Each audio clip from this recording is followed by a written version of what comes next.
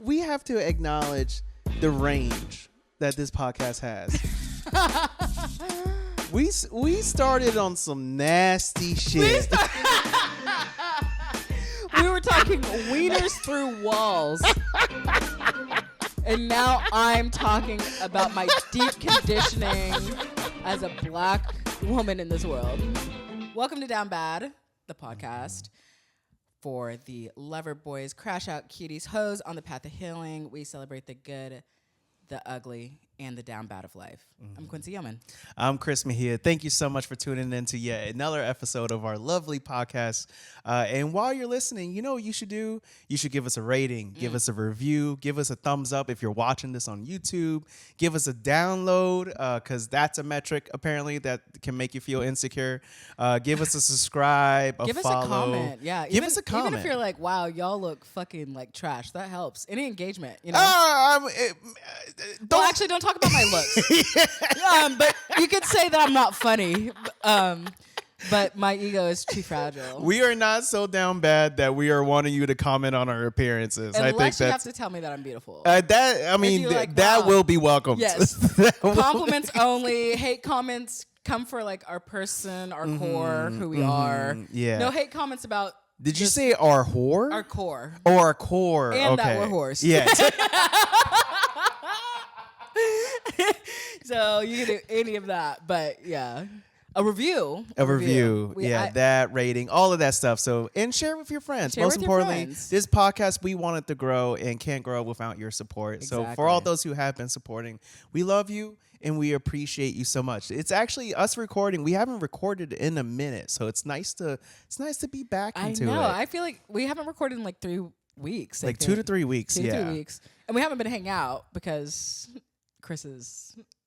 I'm booed up. You're booed up. I'm booed up. I said, well, I'll see you next year. That is such a thing when your friends get booed up because you're in such a honeymoon phase. Yeah. Like, and I also don't. Do you ever blame your friends for that? Like, do you ever? I feel like younger days I used to. I think when I was in my 20s, yes. Yes, but now I'm like, well, they're fucking. What I'm more like I'm happy for them. Yes, but I think that's also because. Most of my friends have been in such bad relationships. Yeah. That when they get lost in a good one, it's like, good for you. Well, it's always good in the beginning. That's true. I'm not to be down, Debbie Downer. But it's like, watching your friend fall for someone, I've grown to like that more. Yeah. Because now it's like everybody's, it's coming from a different place. Right. You know, it's not the same as... I feel like in our younger days, it was hard to watch a friend fall for someone who was shitty. Yes. Or you see like, oh, they always do this, and they're like, it's just different. The whole conversation around it has changed in our days, I think. It's very much because that I've had similar friends say the same thing about me because of the amount of bad relationships that I've been in. Yeah. That it's like, like this time around. When I've told people like I'm seeing someone that, like it's like half like hope and optimism of like, yes, this person that I love is finding love, and the other half is just like, oh brother, you really like this person? That's not a good sign. No, I thought it was a good sign. Okay. I was happy to meet the person you're currently dating, and I did notice something. So we all went out to dinner. Yes, and I was like, I was thinking about it after, and I was like, oh, Chris was like kind of quiet tonight and all this stuff. And then I was on a walk, and I thought to myself, and I was like, oh, I think Chris feels comfortable around her. Yes, but I was also really hungry. Oh. That's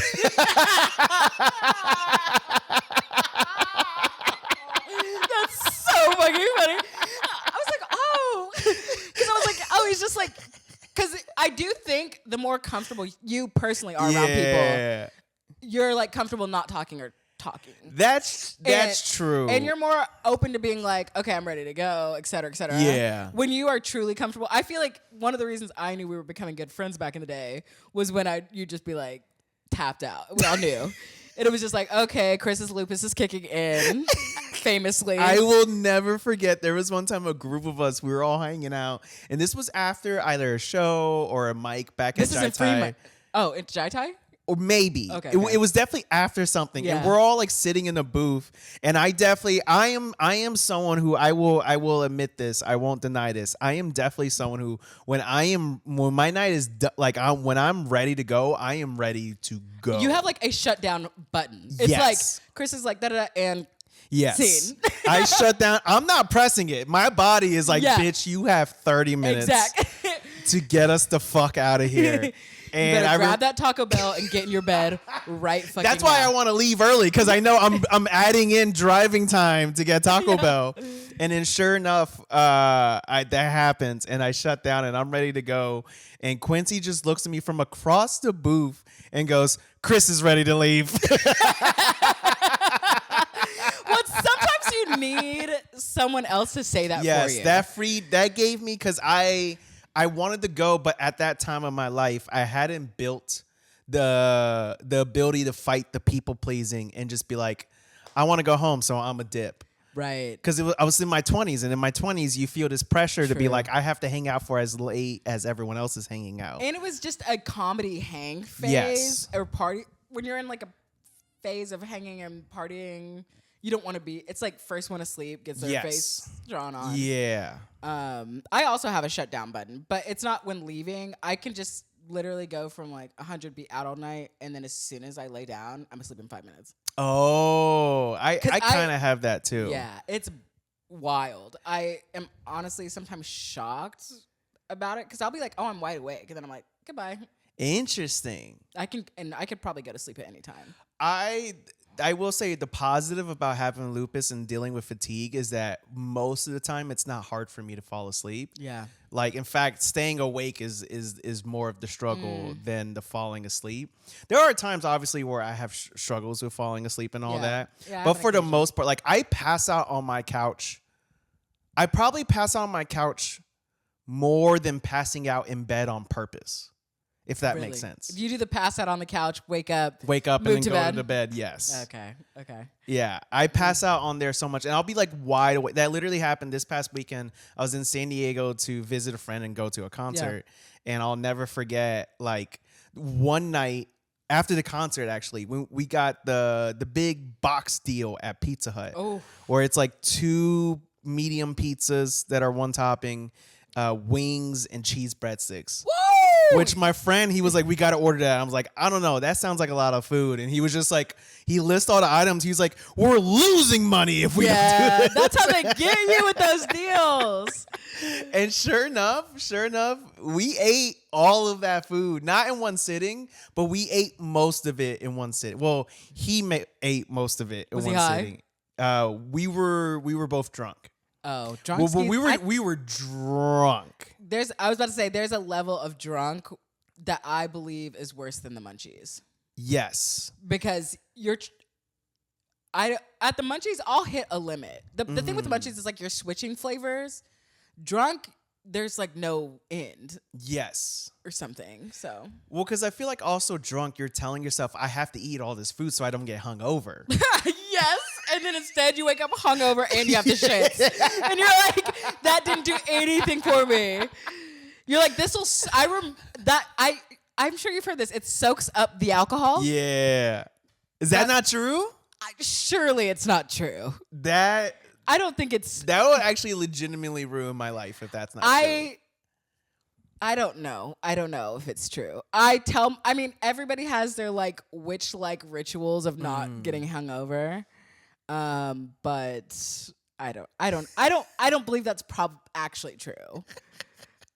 I hope it. I'm gonna Google it after this because I'm genuinely interested. And it was funny because like I was so drunk, and then also my body being like, we're shutting down. I was like, we're sitting on his high table, and I'm like, I'm not comfortable. I have to sit on the floor while eating pizza. And I'm like sitting on his floor eating pizza, and literally all I remember is like me eating pizza, watching the TV show we were watching, blinking, and when I blinked, it was 3 a.m. I love a sleep when you don't know when you fall asleep. Yes. That's the best. And here's the thing, the air mattress wasn't even up. So like air mattress went up, all of that. I got into bed, put the sheet on, without even remember. That's how I do not remember that at all. That's so funny. And I woke up, and the first thought I had when I woke up was, because all I remember to this day, I only had 4 halves of a cheese breadsticks. I had 1 wing and 2 slices of pizza, and I woke up pissed because I wanted to eat more. Yeah. And then the next morning I woke up and my homie ate the rest of the cheese breadsticks and the wings. And like most of the pizza was gone of the first slice. There was still a whole pie left. And I was just so pissed because I was I would be pissed. You didn't leave me half of the cheesy bread, bro. You want me to Venmo you for half of this, and I don't have half of this? Because I ate almost half, but it's like, come on, man. Like 50-50. 50-50. Save like, that's me my some little wings. breakfast. That's my little snack before we go get a coffee. And I told you that the cheese breadsticks is my favorite item at Pizza Hut. Yeah. It was, I was pissed at myself. I felt betrayed. Yeah. And I was so like, yes, it's funny where it's just like, damn, I don't even remember falling asleep. Like, I don't remember like, oh, let me lay down. And then like, I don't even, like I was sitting upright. You were trashed. And I was You were trashed. Period. Because you did probably several things that only you and God know. I take my contacts out. I floss my teeth. I brush. I've definitely been there when you wake up and you're like, wow, at least I did all the things I had to do. You know, I wash my face. I miss getting drunk. I don't drink anymore, but I miss getting drunk. I've been thinking about that. Holidays are coming up, and I'm starting to get that itch. It's definitely a vice that I do want to get to a point where I only drink for special occasions. Because like, I mean, alcohol is poison, so it's not good for your body. Yeah. But then I just, especially when I was in my 20s, I would never drink at home. And I never had the desire to. Okay. And it wasn't like a shame thing. It was just I never had the desire to. It was social only, pretty much. Now, my 30s, I love getting drunk at home by myself. Okay. Because now in my 30s, I'm like, well, if I have a glass of wine, or if I have like a beer, or if I have some liquor, like I just took on all these calories and poison for like what? To still feel fine. Now you're trying to get the ROI, return on investment. Now that's 30s like, talk. That's not good ROI. Yeah. We're not getting revenue. Yeah. In fact, we're losing money. We are losing money if I don't get fucking trashed tonight. It's so true. So it's not that I would get like blackout drunk or anything like that, but I would definitely get past tipsy. Yeah, because there's the past tipsy. I like anything from past tipsy to browning out. Yes. Blackout, that can get a little tricky, but past tipsy to brownouts, I love. Yes. Because brownouts is still where you're in the phase where people are like, haha, you did this funny thing. Right. Blackout, but you're still relatively there. But you're, relatively there. I will say once in a brownout, a guy came up to me in the club. I was with all my friends. The club, it was a dive bar. Let me just not say the club. Like this is, and tried to come talk to us, and I mushed his face and was like, no. I also had to stop drinking heavily. There were many times where I've been drunk enough to like fight people. So that was more my 20s, I will say. But that smushing the face, that was a 20s moment where I'm just like, you know. But that brownout is when it was still like funny, haha. But I think that same night that I mushed a guy's face, I did end up teetering into the blackout phase, and all my friends, this was up in Alaska, which is a heavy drinking culture in general, and we were at my friend's apartment. I fell down the stairs, but when I hit the bottom of the stairs, I struck a pose. Oh. I struck a pose like I was laying in the stairwell. And that's where I was, yeah. So anyways, I don't drink anymore. I'm a fun drunk, but yeah, I don't drink anymore. I'm sorry, but if I fell down some stairs and as I landed, I struck a pose, I'm drinking more. I didn't even remember. Everybody told me about it because I woke up and I was like, damn, like I'm fucking beat up. What happened? I was like, you fell down the stairs. And not only that, you posed at the bottom of the stairs. And I've had more than one situation. Once I was so drunk at a pool in Vegas, I slipped. A security guard came. And then I did shit like that. I was trying to joke with him, pose. I think I asked for his autograph. So, anyway. Yeah. So, but that's where, but also it's like those blackout moments were like fun in my 20s. If I was doing that in my 30s, people be like, okay, girl. Right, yeah. like there's an age limit on that kind of behavior. Because it was still cute then. Yeah. But also your body is like, we can't take a fall. Oh, I'm fine. But I could. I personally, I could take a fall. But, that's just different. That was... that was such a shady flex of just like, I can. I don't know. I don't know about you, Mr. Lupus, but... No, not... Everybody in their 30s is like, I'm falling apart. It's a common thing. I'm just not one of them. Okay. And that's okay. I'm just better than you bitches. I'm not better. I was like, not as... I've gotten more athletic and nimble and, whatever. But to go to our topic today. Yes. The topic I wanted to bring to the table. You saw me losing myself in thought. I was thinking about someone. Nevertheless. I wanted to bring up today the topic of being down bad over medications. Medications. Primarily psych medications, but this can be open to just all kinds of medications in general. But and the reason why I wanted to bring this up is because recently I was seeing my new psychiatrist. And my new psychiatrist, she is of the school of thought where the mission is to reduce the amount of medications that we're on. Not in the sense where we get to the point where we don't take medications anymore, or that medications are bad, but more so instead of being on like 3 different ones, trying to find one that solves all of the issues. Oh, I like that. Or so have different 2, from my psych. Trimming it down, which is in theory great. I've just gotten to a point where I love the 2 medications that I'm mainly... So I take 3. I take an ADHD medication. Shout out to atomoxazine. I personally don't like the physical side effects. Like some of them include it makes it harder to pee. Okay. And it also makes me constipated. Okay. And then and there's some other stuff as well. But there's that for my ADHD. I take Lexapro for the set. And then I take Wellbutrin, Abilify, which is a mood stabilizer. And that's been my favorite medication because it's helped me out so much in avoiding the spiraling. It's made all of my spirals like so little and so minor. Okay. So because of that, she's like, you're taking 3 medications. You say you want to change your ADHD medication. Like we should try to, like her initial plan was taking a medication that was going to function as both my ADHD medication and as the antidepressant, and depending on how that goes, stop taking the Abilify. So cocaine? No, actually, yes. It had a weird, long scientific name, but it was basically cocaine. Like, so I need something that'll help my productivity and my mood. I have a couple ideas. Still makes it harder to fuck, though. I don't get it. Yeah, truly.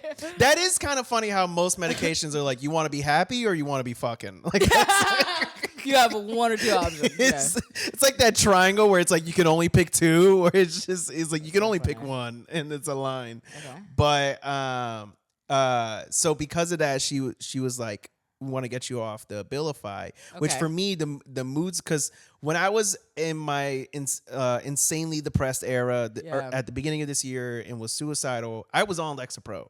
So while Lexapro helped, it wasn't enough. So like Abilify was that supplement. Abilify has felt like, now yes, life has been so much better, so because of that there's also other factors, so it's not an apples to apples comparison. But at the same time, the Abilify, I've noticed spirals being so much smaller and so less frequent. So because of that, I'm like low key, I'm a little scared of like, I don't want to get off the Abilify. So I'm proud of myself where I was like, I just straight up was like, I explained that to my psychiatrist and was like, I don't want to get off the Abilify. Yeah. And she was like, okay, well, how about this? Let's change your Lexapro to Zoloft. Okay. Because in theory, the Zoloft will be able to solve both the Abilify and the Lexapro issues. Yeah. And then we can reduce that, and then we focus on your ADHD medication. So I was like, okay, I'm okay with that. So she was like, instead of changing up everything, let's change one thing, see how you do. And like so far, I'm on Zoloft, and it's fine. I did have, which I texted you about, a spiral about comedy this week that I would like to think that on the Lexapro plus Abilify, I wouldn't have had as much to a degree. Okay. But at the same time, I also know me, and I know I still would have spiraled about what I spiraled about. So it's hard to tell. And there has been a little bit of like being down about that and just being down about like feeling good enough. So a part of me is like, is Zoloft that quickly not working? But also, I just started taking it. You just started taking it. And it's going to take a while it takes for a while. for it to kick in. So I'm just waiting for that because I remember. Well, those moments won't ever completely disappear, even with medication. And you know, that's the reality, because the part of it, medication helps you, is only meant to help you do the other things you need to do to manage. Mm-hmm. In my opinion. Yeah. Or that's what's worked for me. I've been on Abilify. Oh, really? It's very regularly. It's mostly prescribed to people with bipolar. So I've been on Abilify. I did not like Abilify. Really?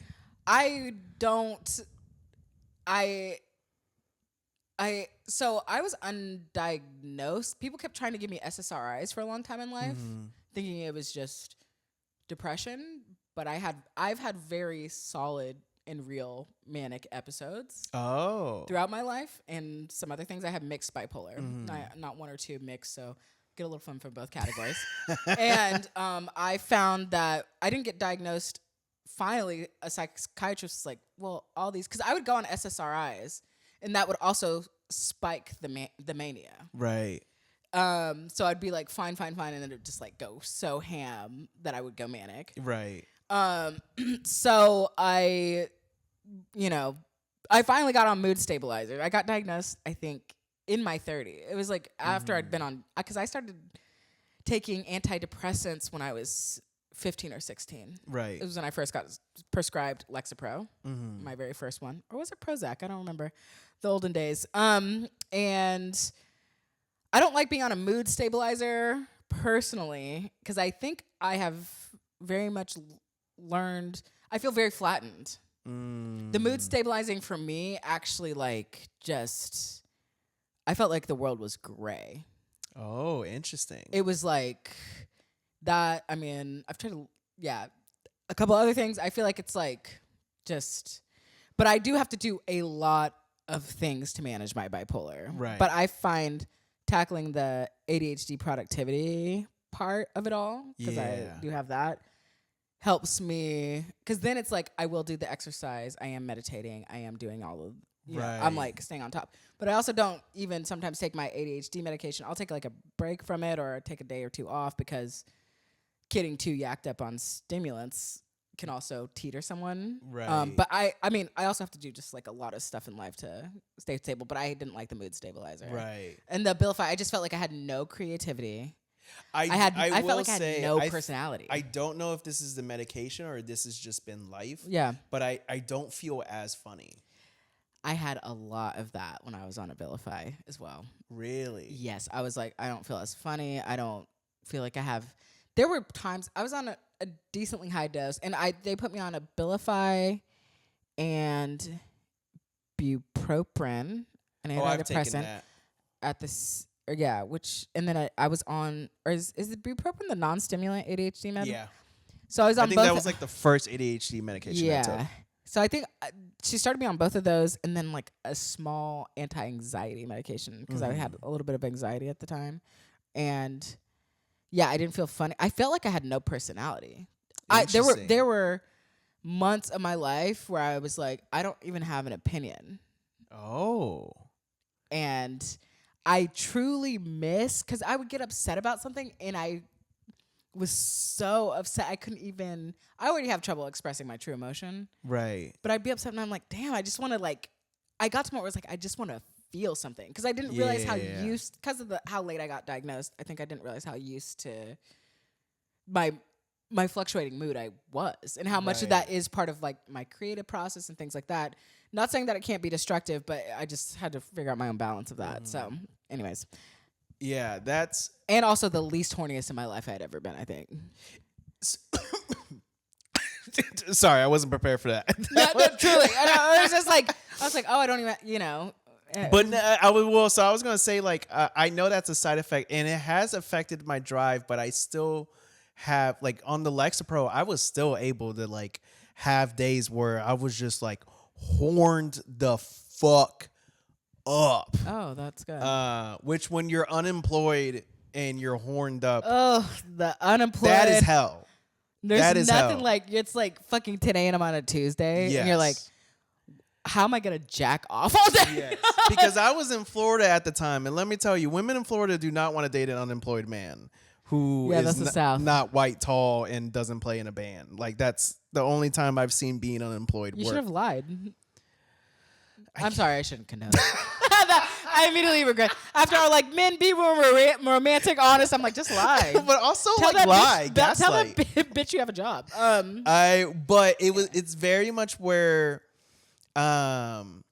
yeah. So that hasn't affected me as much. Okay. But so I've switched to Zoloft, and I think this is actually a really good reminder that I have to just wait and give it time. You have to wait. Yeah. But it's very much, it is crazy because as much as I've been a pro mental health person for a long period of time of my life, I was never giving medication a chance. Like, I just started getting into medication late last year. Okay.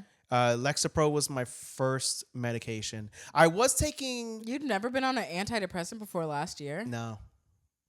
I've just been raw dogging. I've been taking crazy, ADHD medication, and I was also prescribed like an anxiety medication that I wouldn't really take often. I only really Is it hydroxyzine? Yes. Everybody loves giving out hydroxyzine. I think it's fine. I'm like, don't give me a fucking allergy pill. I want Xanax. I'm sorry, but like, that's just whatever. I'm like, it does feel like a baby step medication. It's I'm like, why are you? It felt more like a Band-Aid than the actual I feel cure. like I take it and you just fall asleep. Right. What you do with Xanax too, but it's different. It's a little more fun. but it's like different. You know, I don't feel calmed. I just go to sleep. Yeah. When I have tried Xanax, I feel the bodily calm. Right. Because it's like, yeah. Anyway. It's very much where, like, yeah. So like I think I started going to a psychiatrist in like 2022. I started taking ADHD medication. I first took bupropion, which didn't really feel like it was curing my ADHD. And then on top of it... Yeah, I think bupropien's a fucking sugar pill. Yeah, it fucking sucks. And it killed my appetite. So I lost like 10 to 15 pounds, which...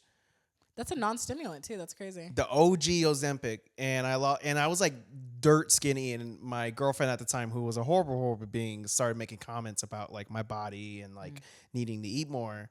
And then I switched to a different medication. I think it was Strattera.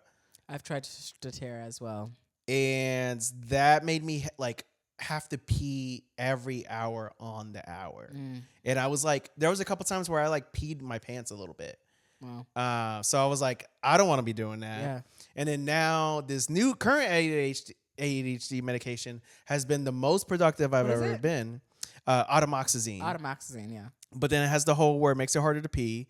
It also makes me constipated. It also makes me, I'm okay with saying this on the podcast. It makes me sometimes when I pee, I come.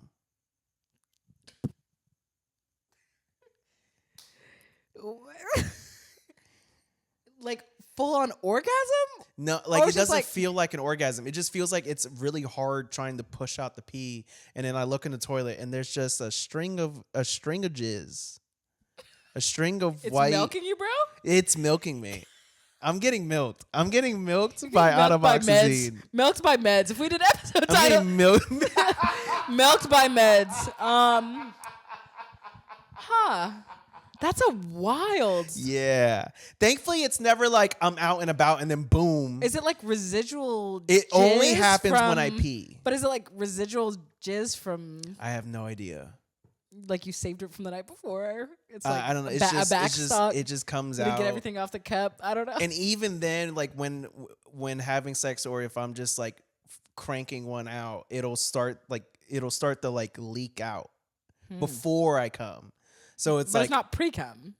What is the difference between pre-cum and regular cum? You are asking the wrong person. I know. Well, it should be the right person because that's y'all's thing. Yeah, but you should know. Yeah, anyway. Something else to Google after this. Yeah, I got two things on my plate right now. This is what happens with ADHD. You're like, I have heavy research to do on cum and pre-cum, and this will be my next 15 hours.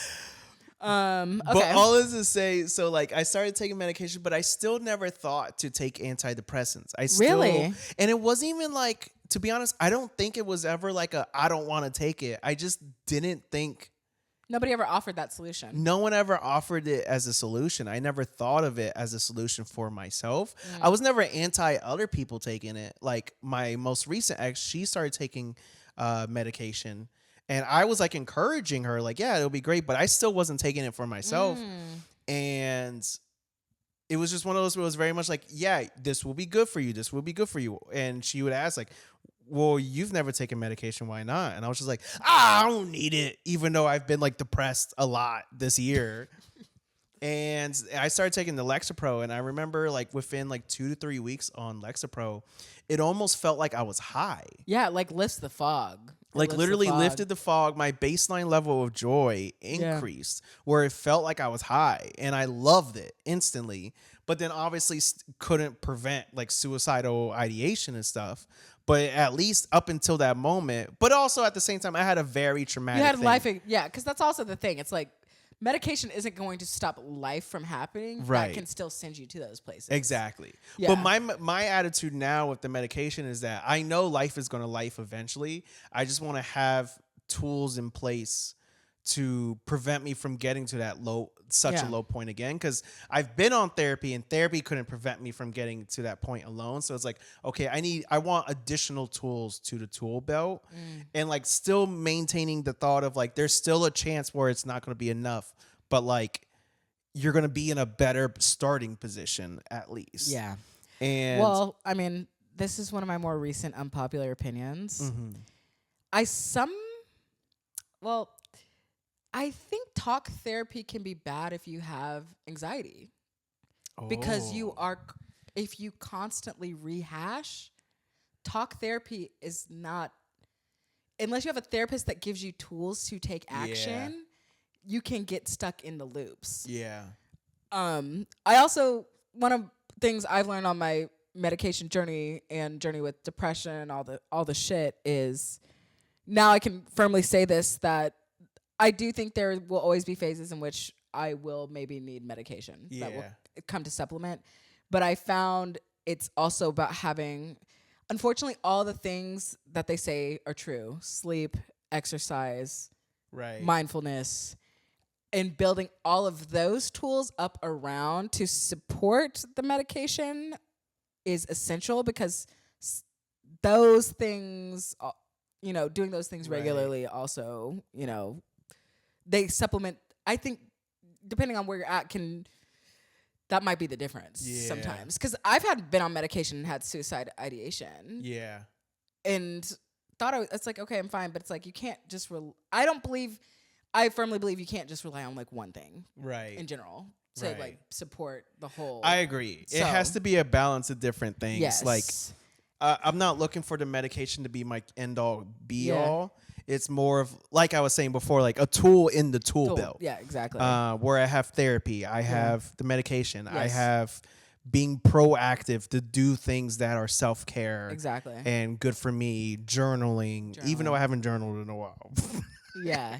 And then, when life is good, you feel less of a need to journal. Oh. At least for me personally. Well, yeah, I used to be that way, but I actually got a great journal last year from a friend, Benny, who I was talking about, who was a great guest. Shout out to Benny. Benny, love you, man. And it was just a journal I really loved. I will say, I filled up that journal. I started last year, journaling weekly minimum. And I feel a huge difference between how I feel about myself at last year this time. Interesting. Okay, I should because I've been a journaler my whole life. I do think getting thoughts out is helpful. We can both ruminate. Let's just be real. We can. I love beating a dead horse. We love beating a dead horse together. Yeah. We've killed many horses together. But I found you have to externalize. I think there's more to be said. We're in a really high time of intellectualizing emotions. It's a very high intellectualizing time in our society and world, probably the highest it's ever been, obviously. And I am starting to now see the value in the doing a lot more, because that is now helping me separate the shit in the head. Right. As opposed to being like, well, I feel this way. Especially with therapy speak getting more popular. People being like, oh, like every time someone breaks up with someone, oh, they were just avoidant attached. It's like, do you know that? Yeah. Maybe they were just an asshole. Or maybe you just weren't meant to be together. Exactly. And maybe you not have everyone to is this experience these things villain. to know what you want. Right, You have to experience these things to decide. You can't sit on a corner and be like, this is what I want my life to look like, because you actually have no concept of what that life is if you're not actually doing it. So, and I don't think that's for everybody. I think there's different phases. I'm currently not in talk therapy. I had a great therapist. I love my therapist. I literally did like a one-off appointment with her. I was with that therapist for like 7 years. But one of the things I loved about my therapist up in Seattle is she also introduced other therapies. So I've done like cognitive behavior therapy. Oh, nice. I've done like rapid eye movement. I've done like some somatic stuff. So it's like also finding other supports, like you say, the toolbox. Because it's like you have to kind of explore all of that to find your. My friend Janessa says this, and I love it. Is like working your program. You're like your own program of what the mix of things you need. Yeah. To be where you have to be. Yeah. And sometimes for some people that include meds, for some people that will always include meds. Because I'm not going to ever knock, because, you know, my diagnosis is different than yours. Things appear different. So, you know, whatever you need, there's absolutely no shame in what you need. But I think it's like finding your program. No, 1,000%. And in fact, my last therapist, we ended up trying, I think it was what you said, the rapid eye test, or the rapid eye movement, where they ask you something, bring something up, and they. Yes. And that shit, I'm telling you, as much as I'm a mental health pro mental health person, I admit I was like, this seems fucking, like, before doing it. Yeah, I you're was like, how's it gonna work? This and then seems the next thing so you know, you're fucking stupid. Breaking down. Like, I don't know. I'm like, what did you just do to me? It literally is crazy what that I can forget unleash. what uncovered, but there was something that uncovered within me that I was like, holy shit. I think this is literally the first time I've ever said this to anybody ever. And I just looked at my therapist and I called her a witch, because it felt very much like witchcraft. It was, I did a lot of that around when I finally unpacked my childhood trauma. It was so intense. First, I had to make a timeline of my life. Yeah. And a timeline of every traumatic.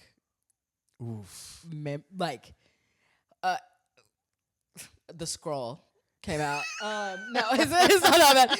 But I'm like, it was crazy. That's like that was one of those formative moments in therapy that like, that was a breakthrough moment. And you'll have several of those. Yes. I think and the thing about it too is evolving never stops.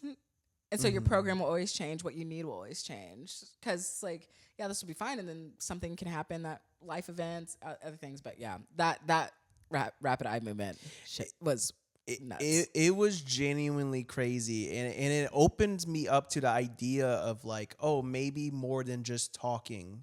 Yeah. And my therapist listens is what I need. Yeah. And it's actually something that now, us talking about it, I want to see if my current therapist does it, or like if there's other forms of treatment that they recommend. Because it's only because like my current therapist is great. She's crushing it. Yeah. But it's very much where I'm also someone who I'm like, I want all of the growth. I want all. Same. So like whatever it is we have to do to unlock shit. Because ultimately at the end of the day, if anyone's annoyed by me not believing in myself and being insecure, it's me. I'm the most. Why are you looking at me when you say that?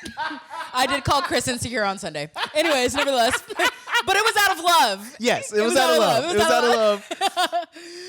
But that's so real. I did the same thing. It's like I want to shift. I don't want to feel this I don't want to be this like I know that if I don't succeed, I know there's a good chance it's because I'm getting in my own way and I'm not even allowing myself to have the belief or delusion or whatever to like give myself a full chance on shit. Exactly. I know I have purposely not chased after things because I'm like, well, there's no way I'm not gonna be good enough, so why even try? Right. And it's like I know that thought is gonna get in the way of so much different types of happiness, not just career wise. Right. But that for me, general. I'm like, I know I can't cure it, but I want to do like literally to the point where like I say this as a joke, but to emphasize the point, if doing heroin meant getting rid of it, I would do heroin.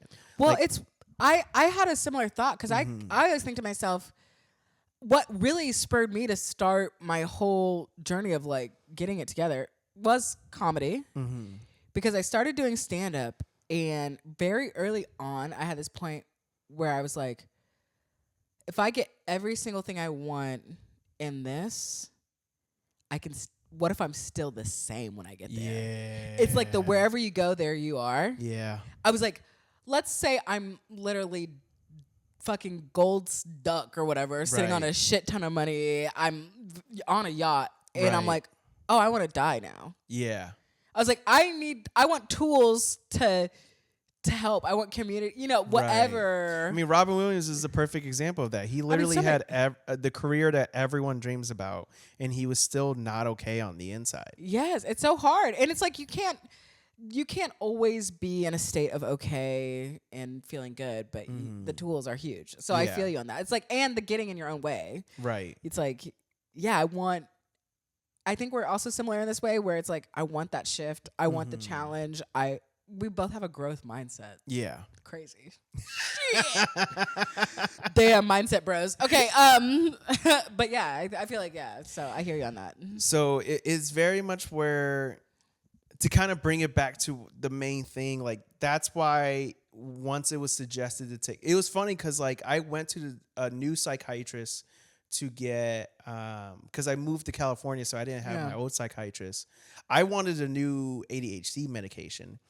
And she was just like, it's like, you're saying that you don't want to be alive and you want to kill yourself and stuff. Like, that's really serious. And I'm like, come on. That's just a wacky thing. So what, are you giving me Adderall? Are you giving, what are you? And she was like, I'm going to give you Lexapro. And I was like, but I need ADHD medication. She's like, I'm going to give you that too. But like, you need to start taking Lexapro because everything you've told me is not okay and we need to do something about it. Yeah, like kind of attacking the foundational piece and then building from there. And wow, she sounds like a great psych. She was, considering that it was on Spring Health. It wasn't even Spring Health. It was like it was Spring Health. Okay. Which, not to dig Spring Health, but it's like, first and foremost, get the help you need, whether it's BetterHelp, Spring Help, something. I mean, Spring Health, but at the same time, it's like the gig professionals sometimes aren't as, like, there's a reputation. Which there shouldn't be, but there is. But it's because this economy has forced everybody into a gig job. Yes. Including people who went to school for 1,000 years. Yes. So it's like, why am I booking with my doctor on an app? Right. But to be clear, if you're out there considering Spring Health or BetterHelp, still give it a shot. You got to start somewhere. Yeah, because accessibility is key. You can literally go to, listen, there are bad therapists who own their own practice. Okay. So it's just like how you can go to a hospital that's really great and have a bad doctor. You can go to a bad hospital that has a good doctor. But anyways, she was great and got me on Lexapro, and I was just like, I don't need this shit. Yeah. And then sure enough, it changed my life. And it was very much that where it was just like, once I started feeling that increase of baseline joy, I was like, you can never take this away from me. And that's how I felt with my current psychiatrist, where it's like, because of Abilify and what it's done for me, I'm like, you're going to have to pry that medication from my cold, dead hands. Literally throw it in the grave with you. Literally open your dead mouth. I'll put a few Abilifies in there. Send you off. And I mean, yes, I'm not excited that I have to take, like, as someone who I'm already taking a lot of medication. I take 3 medication for my lupus, and then now I take 3 medication for my psych. Yeah. It's like I'm taking 6 medications to somewhat function like a quote unquote typical person. But at the same time, as much as that, there are moments where I struggle with that. Yeah. At the same time, there's moments where I'm like, But you know what? If I got to take 6 medications so then I don't have to put my family what I put them through when I was suicidal, then give me 6 medications. Like, I will take what I need. That's why when my psychiatrist was like, we want to trim down, I was like, no. Like, I love the chemical balance that I have now. I don't want to change that. And I was open to changing it and trying Zoloft because it's like, because I didn't see it as what if it was worse. I saw it as, well, what if this medication does end up being better for me? Yeah. Then it's one less pill. Truly. Which is nice. Right. One less pills, and that's one less cost. That's one less, With all of the pills that I have to take and the vitamins that I'm taking, my pill bottles are too crammed. You need a little thing. You need one of those old people days. Oh, I have that. Oh. Whoopsie. Well, I do want to backtrack and say something really quick, which is I think you're doing a great job. Thank you. And as someone who's been friends with you for a long time, you're a great person. And on that note, what you went through earlier this year, I know I've met your mom, and I assume the rest of your family's like this. And as your friend and your other friends, you were not putting us through anything. Everybody's always happy to be there for you. I appreciate that. So I hate my brain because you were like, the backtrack, you're a great person. So to that, I have to say, where can people find you?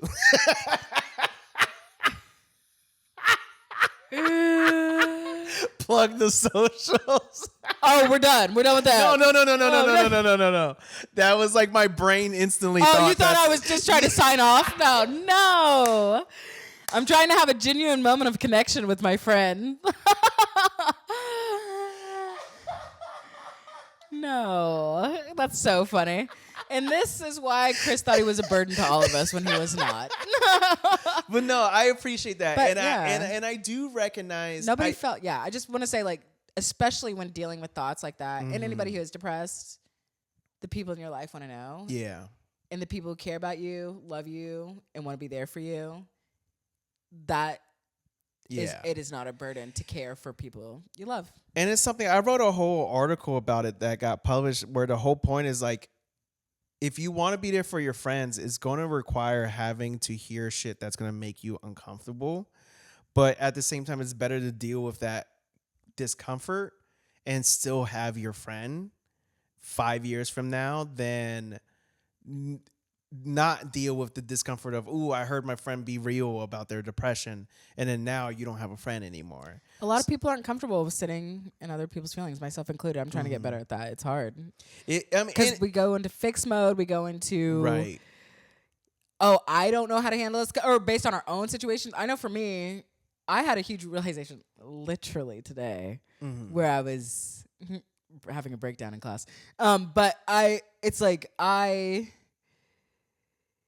want so badly to be like emotionally connected, but I know I have been conditioned to always be very tightly in control of my emotions. Oh. That is a big part of my conditioning, the way I move about the world. Right. Because I said something when I'm in this setting, I'm working on my craft in general, and I was quite literally sitting there bawling, and then I told the person, like, I don't know how to I feel bad, I don't know how to express myself. I was like, and I got called out because it's like, you're literally expressing yourself, you're crying. But I realized that for me, the idea of expressing myself has so often meant making sure people understand the way I feel without overwhelming them. Oh, shit. You've had multiple deep realizations. Yeah. All this happened, mostly. It happened during class. Okay. Yeah. I didn't want anybody to know that out. But just seriously. So all of that happened, in that. But, well, it's because I'm getting called out on my, like, conditioning. But, yeah, I will say that was, like, because I was like, oh, shit. Because the idea, it's like, I was literally expressing it. Yeah. And something that's been coming up a lot is this idea when you're kids, you cry and someone says, use your words. You're already crying. Yeah. Something that's is a already good point. Wrong. What do you mean use your words? This child is telling you how they feel. Right. they're screaming. You're going inward. Like, use your words. It's like, look at the person and say, you seem upset. You blah, blah, blah. And right. Yeah. So, but that hit me hard today because I do think, especially if you were like really depressed or if depression's like a big part of your personality, which it was, and it, loneliness and feeling so othered is such a big part. Mm-hmm. And also, I mean, being in the skin we're in, that it's like doubly harder to not seem this. Mm-hmm. I mean, I can be sitting there and someone's like, you're so pissed. And I'm like, I'm high. I'm just thinking, or I'm having, and how much of that it's now like, I have to make sure, I want to make sure people understand. Exactly. Yeah. Versus just being like, I'm having a moment, or I am upset right now. Totally. So that hit me hard today. And I was like, it's such a real experience as being a person of color. Right. Where you're like, everything goes through like multiple layers before it's like how you're interacting with the world. Right. Yeah. Especially we do stand up too, right? It's like, let me tell you a little bit about me. Right. To make, and that's intellectualizing it, right? You're not just talking about it. So exactly. It hits. Damn. Listen, we have to acknowledge the range that this podcast has. We started on some nasty shit. We were talking wieners through walls. And now I'm talking about my deep conditioning as a black woman in this world. A black femme in this world. I am non-binary, but sometimes I say woman. Yeah. You're allowed to. Yeah, I'm allowed. I can be whatever I want. That's the privilege, right? Yeah. But anyway. Well, because a serious question: are your pronouns still they, she? Yeah. Okay, then yeah. I would use he. I would also use it, but people, if you're freaky, I don't know. I'm up for whatever. But yeah. But anyways, yeah. I did think. Yeah. I just think about Yeah. And because we are both always on this journey of self-growth, it's like. I feel like both of us are always discovering things. Mm-hmm. I feel like we'll hang out. It's been a week, and we're like, "Oh, here's the latest breakthrough about my life." I would tell him like, "Oh, my therapist verbally assaulted me today with this latest realization and shit." And it's like there is a thrill out of it, of like growing and discovering shit where it helps you. Yeah, because it's like there's so much about life that just doesn't make sense, and there's so much about us that as much as we think we know ourselves, we really don't know ourselves. There's to a degree. Okay. In the sense that there's always still who we are is always changing. Yes. So there's always going to be something for us to discover. Yeah. So to say that you fully know yourself is technically, I don't know if it's a contradiction, if that's the word, but it's technically false because of the fact that who we are is always changing. There's always something new for us to learn. Yeah. Now you can know yourself enough to a good degree, obviously. But it's just very much where there's something exciting about understanding why you tick the way that you do. And ultimately, that's why too, where it's like, as much as it's great that therapy is now the craze and everyone's like, I go to a therapist and all that, there's still so many people who aren't actually wanting to do the real work, which involves putting your ego aside and asking yourself the brutally honest questions, just like how I had to put my ego aside to start taking the medications. Yeah. And be willing, because I think, truthfully, there was still a part of me that was like, oh, medications, like, I go to therapy, but medications, that's a white people thing. Oh, yeah. I never saw that. I never said that. I never thought that. But I think deep down. That is so true. I think deep down, that was a belief I had. So I think that's where having a white mom for me lucked out. Yeah. But yeah, I feel like, medications, that's so. And it's changed my life. So it's very much where I had to put my ego aside. I had to put behind this like deep enrooted kind of bigotry aside to take this thing that ended up boosting my life so much. Yeah. And I think like just mental health support in general is if you're listening to this, you're watching this and you're like feeling like you're constantly repeating the same cycles in life. Like, for example, like if you keep dating the same type of bad person, no offense, at some point you got to take a second to take a step back and look at yourself. Like, not saying that you aren't a victim, but it's also like, what is it about you that if you keep attracting these same type of people and they stay? Just saying in general of like, growth requires that moment of like to stop looking around and look inward and be like, what is it about me?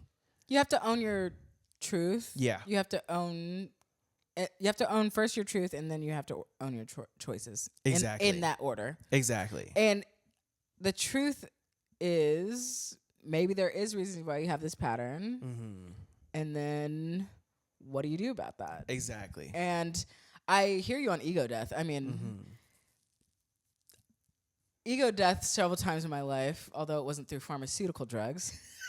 A different type. I mean, that's a big thing. The dissolving of self is a huge thing to be able to open you up, right, to be then closer to yourself, and the acknowledgement, like you said, that you are ever changing. Exactly. I think it's so stops people when they're like, well, this is it. This is the way I am. There's no, it's like, it's like, why? Right. So, and to know that, and to not spend so much time, I think for me, this is where I'm at that experiential point, where I don't need to go back over certain shit again. Right. And I'm fine with it. Will I remain at peace with this? I don't know. Some things can always flare up that make you suddenly be like, oh, I'm emotionally flooded. Right. By the idea, this past experience, things like that. But because I think I personally spent a long time spinning over the patterns that I wasn't actually making movement on patterns. Oh. That I just literally just kept evaluating. And because the thing with therapy being a craze, right? It's like you're sitting there and you're like, and this is the intellectualizing part. You're like, oh, this happened because this. And at some point, it's like, okay, yeah.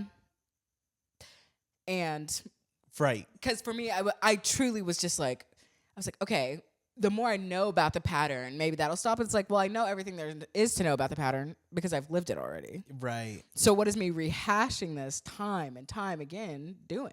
Yeah. It's keeping me stuck in the pattern because I went into like a fixed mode for myself. Right. Because I thought, oh, if I know the pattern, then there's only one way to break it, and that's just by like trying to break it. Truly exactly. Doing the breaking. And you might not get it right the first time. You're like, okay, got a little closer, and then you just keep trying.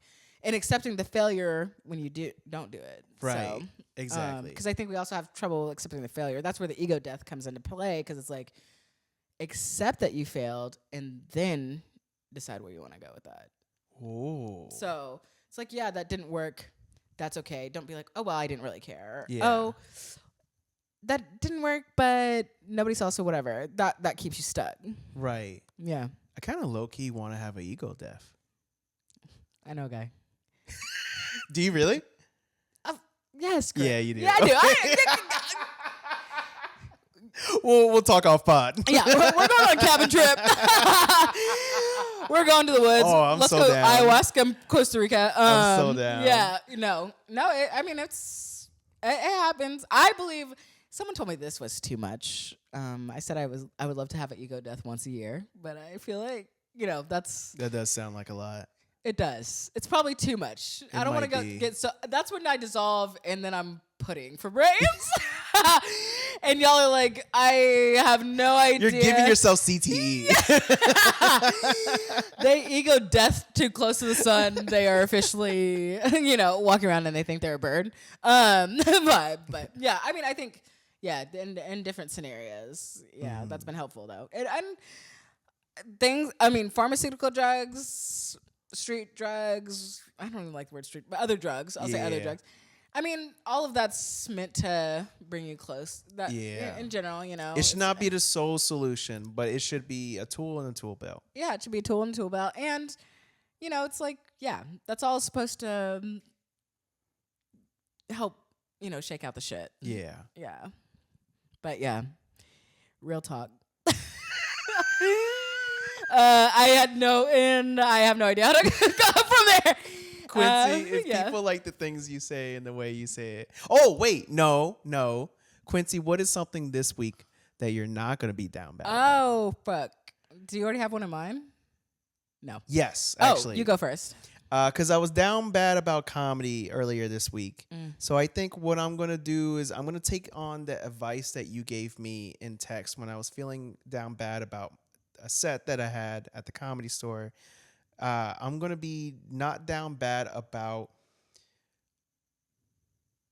just overall, like more, instead of being down bad about like things not going the way that I envisioned it, more just like allowing myself to trust the process.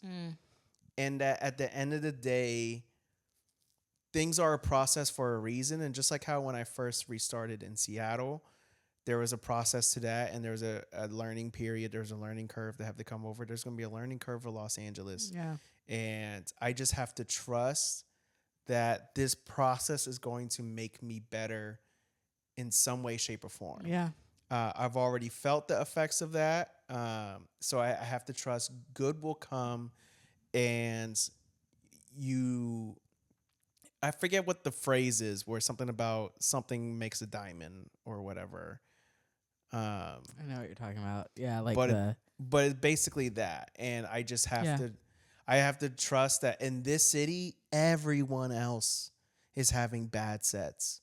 And like, especially on the mic that I was on, people were having bad sets. And I also have to remind myself, yes, my set didn't go the way that I wanted, but I got to go up. Yeah. Because like, I felt bad that you didn't get to go up. Yo, thanks, Chris. Yeah, it's true. I got all my friends to go out to a mic and I didn't get up. But I hung out. But to have more gratitude of like, at least I got to have the experience knowing how many people week in and week out. There's literally like 700 people on that. Yeah. It was like waiting, hoping to get on the list. You know what I mean? So I just have to enjoy that and stop putting pressure on like things have to be perfect because I got the luck out, and just be like, just do your best, and whatever doesn't go well, use it as a learning experience. And start like what you were saying, reevaluating what the definition of a good set is. I'm glad that was helpful. It was. Yeah. Because it's like, obviously like a good set is one where people laugh, but it's also like, did you work on the stuff that you wanted to work on? Did you not go over your time? Did you do this? Did you do that? Like, it's not like accept, like, and even then, like, there is productivity in accepting the act of bombing. And accepting that is an inevitable thing and it's just going to happen. And you're no different than anyone else. Yeah. Because everyone else also bombs.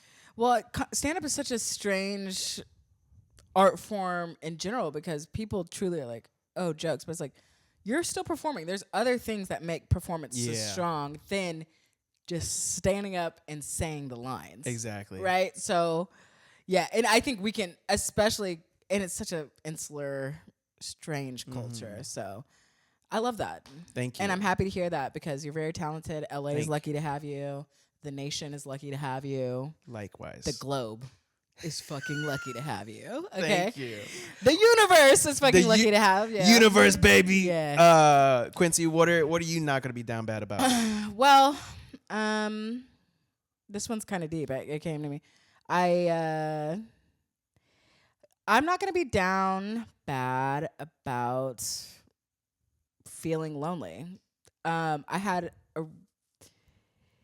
sometimes have this. I expressed to my parents something today, something I've never told them, because I was adopted, and just my feeling of perpetual loneliness and feeling like I am on the outside looking in. And my parents do reassure me. I've been away from them for a while, and I do miss them. And my dad said something to me that I think, like, has begun to heal me. I was like, y'all have to understand, I feel like I'm on the outside looking in. And my dad said, you're not on the outside, you're in the middle. And I'm like, shit. Yeah. And, yeah, I just often forget to... I get scared to ask for what I need, for fear of being rejected or not seen. And I've definitely done that with my parents and just, in things, conditioning, stuff like that control my emotions. Because I was telling my mom about that and my parents about that on the phone too. My mom's like, well, you've always been like that. You've like literally always been like that, like there was a huge gap in my life where my parents didn't see me cry for like 10 years. A childhood gap, like 4 to like 13. But yeah, and my mom has said that when I was trying to like get my adoption story, my mom's like more expressive in general, she was like, my mom has told me several times, like, I didn't feel like our family was complete till we got you, things like that. But hearing my dad say that, like, just was very powerful and reassuring and a reminder that I'm not alone.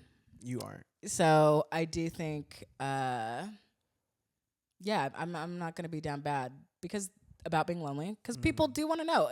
It's actually crazy to me sometimes when my friends are like, oh yeah, we want to know. And I'm like sitting here, I'm like, why do I think they don't want to know? Right. It's like, why am I afraid to tell, or wait till I have exactly the perfect thing to say to them so they know I'm okay when I tell them, and just allowing myself to be vulnerable, because in being vulnerable, I will be less lonely. Right. So.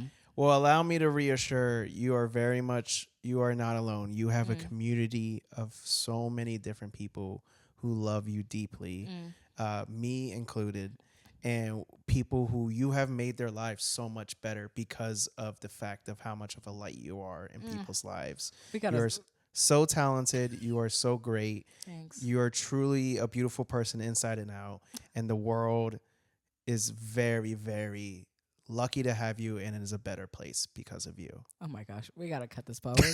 We're gonna both be crying in a second. This is gonna And don't forget to smell it when you're done.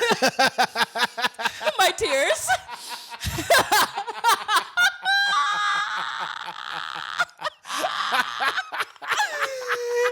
Hey, we said we were in therapy. We didn't say we were complete. The therapy don't make you not nasty, I'll tell you that. Oh my gosh. Quincy, where can people follow you if they like the things you say and the way you say it? You can follow me at Quincy Yeoman on any platform.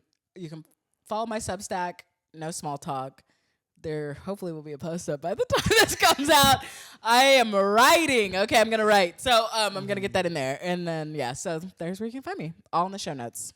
Y'all can follow me at Chris Mejia Comedy. By the time this comes out, I am going to make the change where it's going to be at Chris Mejia Comedy on all platforms. So no more at Topher Mejia on Twitter and Twitch. It's going to be Chris Mejia Comedy on all platforms. Just going to make it simple. So make easy. it a one-stop destination for everything. So, my camera just went out. That's fine. We're done. But yeah, give us a follow. Also, give us a follow at The Down Bad Show. Give us a follow at The Down Bad Show. Most chaotic ending ever. All the shit's in the show. Yeah, it's all in the notes. But thank y'all so much for tuning in for another episode. And as always, stay curious. Stay up.